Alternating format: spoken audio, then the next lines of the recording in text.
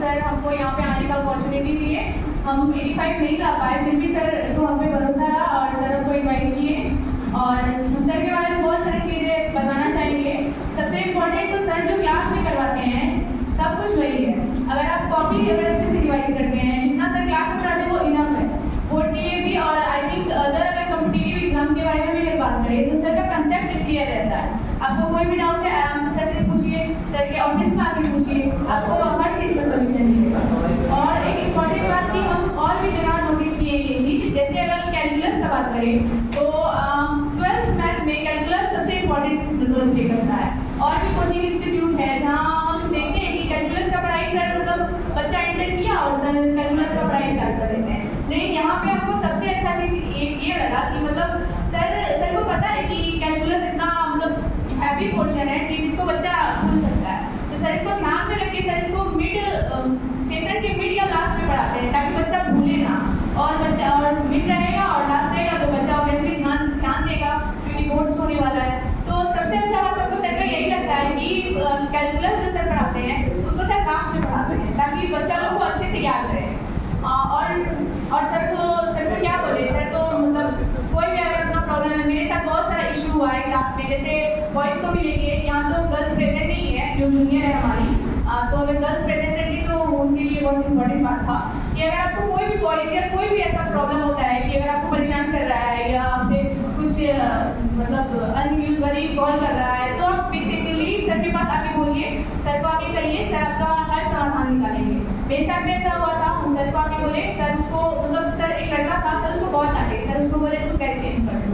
तो ये सब एक इम्पॉर्टेंट चीज़ है कि मतलब बस कहीं भी आ जाइए, बस पढ़ाई आपका इम्पोर्टेंट रोल प्ले नहीं करता है, सिक्योरिटी मस्ट है। गर्ल्स के लिए तो मस्ट है कि आप बाहर आते हैं तो आपके गार्जियन आप पे बहुत भरोसा करके आपको बाहर भेजते हैं, और अगर कल में कुछ होता है तो मतलब आपका रिस्पॉन्सिबिलिटी बनता है कि आप सर को बोले और आप अपने गार्जियन को बोलें। और sir thank you so much sir इतना काबिल बनाने के लिए। और भले ही मार्क्स कम आया लेकिन मेरे पास इतना नॉलेज है कि अगर हम थोड़ा अपना बेस्ट दें तो कल हम दो बच्चे को 11th का तो नहीं बोल सकते क्योंकि हम खुद आई थिंक ध्यान नहीं दिए होंगे, 12th का हम ट्यूशन पढ़ा सकते हैं। सारा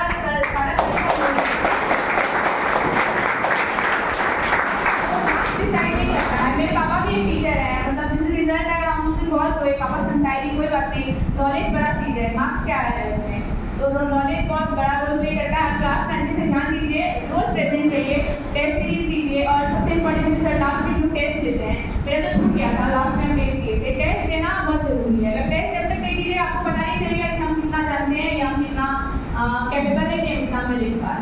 बाकी थैंक यू सर। और कहना चाहिए जो बोली तो खैर इसका ही बड़प्पन है जो हमारे बारे में बोली। एक चीज़ सही जो बात है कि कैलकुलस में दो चीज़ इम्पोर्टेंट होता है, एक सिंपल ट्रिगोनोमेट्रिक फंक्शन और दूसरा इनवर्स ट्रिगोनोमेट्रिक फंक्शन। ये दोनों कैलकुलस का हाथ है, जैसे हाथ के बिना आदमी अपाहिज होता है, वैसे सिंपल ट्रिगोनोमेट्री और इनवर्स ट्रिगोनोमेट्री के बगैर हम तुम लोग को जब ITF पढ़ा रहे थे तब भी बोल रहे थे, ये दोनों चीज़ इम्पोर्टेंट रोल प्ले है कैलकुलस में। तो सबसे पहले determinant matric ITF vector 3D पढ़ा के हमारा कैलकुलस करने का जैसे ये बोली उद्देश्य क्या है मिड में कि कैलकुलस का सफर लंबा है, आधा हाफ मार्क्स भी है 44 और आधा समय भी लगता है। कई टीचर मान लो द्वारा के नाम पढ़ा देता है, अलग बात है, हम दूसरे का बाल नहीं जानते हैं, लेकिन मेरा तो मानना है कैलकुलस को आपको समय दे के पढ़ना है। और नीट में पढ़ाने का मेरा एक ही उद्देश्य होता है कि शुरुआती दौर में क्या होता है कि कभी 11th का एग्ज़ाम होता है, उसमें आप डिस्टर्ब हो जाते हैं 10 से 15 दिन, उसके बाद फेस्टिवल है, होली है, कई तरह का फेस्टिवल होता है, जो सरस्वती पूजा है, कुछ भी तरह का। लेकिन जब हम मई में कैलकुलस स्टार्ट करते हैं, लास्ट मई तक मेरा 3D हो जाता है वेक्टर 3D, तो उस बीच क्या होता है कि पर्व जो है खुदरा पर्व में ज़्यादा लोग डिस्टर्ब होता है।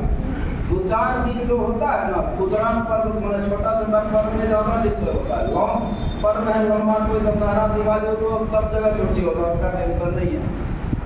तो इस दरमियान क्या होता है कि जब जून से शुरू लास्ट मई से कैलकुलस करते हैं, आपका नवंबर तक कैलकुलस चलता है, 2-4 दिसंबर तक। उस बीच क्या होता है कि छोटा पर्व आपका खत्म होता है, बचता है दशहरा, दिवाली, छठ, यही पर्व मेन बच जाता है। तो उसमें वो लॉन्ग छुट्टी है, उसका टेंशन नहीं है। छोटा छोटा छुट्टी में ज़्यादा डिस्टर्ब होता है, कभी स्कूल बुला लिया, कभी एडमिशन कराने जा रहे हैं 12th में, कभी अगली का एग्जाम, तो उस बीच अगर कैलकुलस शुरू कर देते हैं। और कैलकुलस का एक खास ये भी बात है कि अगर कैलकुलस में कंटिन्यूटी डिफरेंशियबिलिटी तक तो परेशानी नहीं है, जैसे डिफरेंशिएशन में घुसते हैं, अगर एक दिन क्लास छूटेगा तो तुम 5 महीना तक पछताते रह जाते हो, क्योंकि पर डे का क्लास नेक्स्ट डे पर निर्भर होता है, पर डे का क्लास प्रीवियस डे पर डिपेंड होता है। कैलकुलस में विशेषता है, एक तो उसमें पॉजिटिव रहना होगा, दूसरा आइडियल और सिंपल ट्रिगोनोमेट्रिक फंक्शन, ये दोनों आपको अच्छा रखना होगा। तो इसलिए कैलकुलस हम बीच में पढ़ाते हैं। और उसके बाद सिर्फ बच जाता है एलपीपी, जो कि आप 11th में अगर लीनियर प्रोग्रामिंग पढ़े हैं तो उसी पर डिपेंड है एलपीपी। प्रोबेबिलिटी 10 से 12 दिन का क्लास है, बहुत ज़्यादा है। और रिलेशन फंक्शन, उससे आइडियल निकाल दो तो 4 नंबर बचता है। ऑब्जेक्टिव होता है, सब्जेक्टिव होता है। इस बार भी नहीं पूछा था, नहीं था नवीन, हम रिलेशन फंक्शन से सब्जेक्टिव नहीं था, ऑब्जेक्टिव पूछता है। इनवर्स फंक्शन क्या है, डोमेन क्या है, यही सब पूछा जाता है। फंक्शन 1 1 और 2 ऑब्जेक्टिव 4 नंबर। तो उसके बाद बचता है कैलकुलस के बाद मात्र क्लास कहो तो 20 से 25 दिन। तो मेन होता है कैलकुलस, और कैलकुलस तुम्हारा माइंड शार्प करता है। कैलकुलस अगर बढ़िया होगा, जिस बच्चा को कैलकुलस अच्छा होता है ना, उसी का मार्क्स भी मैथ में अच्छा आता है। ये भी बात क्या